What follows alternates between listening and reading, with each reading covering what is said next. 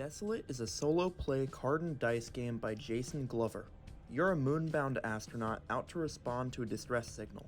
There's some maintenance trouble, and next thing you know, you've crash-landed into the base. You very soon discover that the crew is dead, and the moon base is overrun with aliens. There's one escape pod left, and it needs fuel cells that are scattered around the station.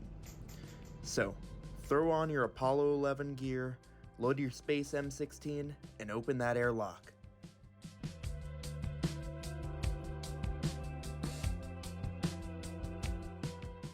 Why am I talking about this game?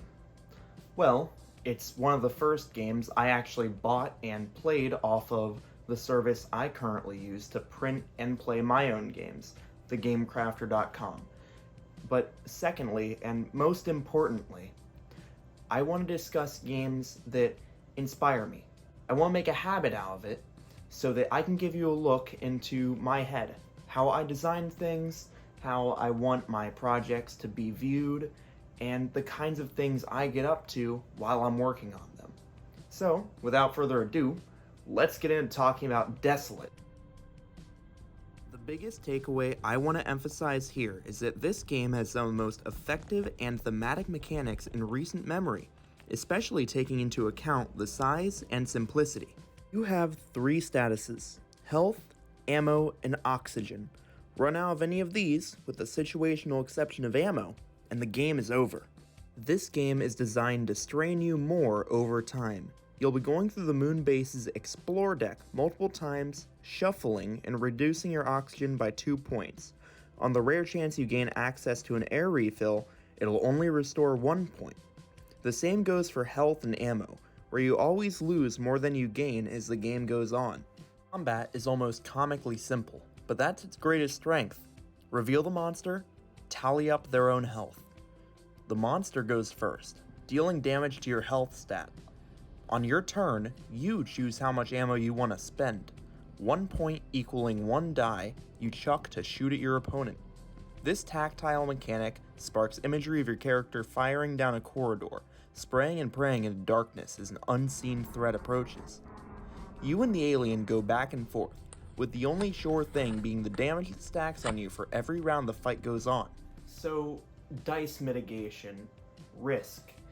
Nothing really new or particularly exceptional. So why am I talking about this game? The answer to that might actually surprise you.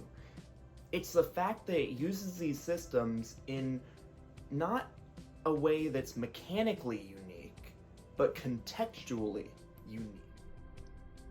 One way that Desolate adds a bit of uniqueness to its gameplay loop: a large assortment of items that help swing odds in your direction if you know how to use them. A minigun that lets you roll 4 dice upon spending 3 ammo. Armor that increases your maximum health. A helmet that lets you view the contents of explore cards. Even a few options for combat that doesn't use ammunition. Including the 2 dark matter booster packs, there are 19 unique item cards.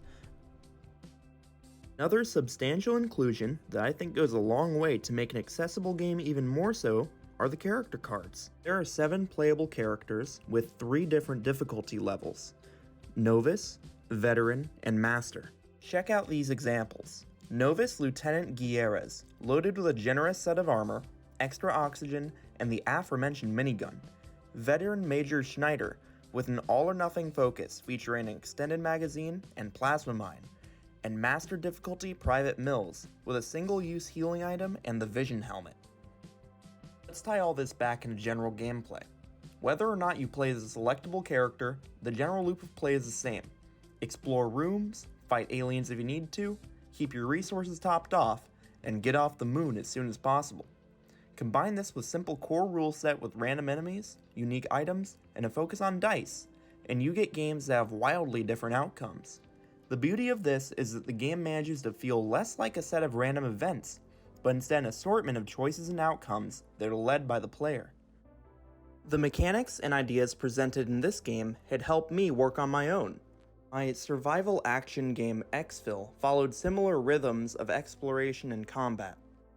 I wanted Exfil's gameplay to be diverse, but I'd often found that players would have a bunch of bulk in their hands that they had no use for based off of the weapons and items they selected. Any solution I had in mind just added more bulk to the game, so I decided to make all ammo universal.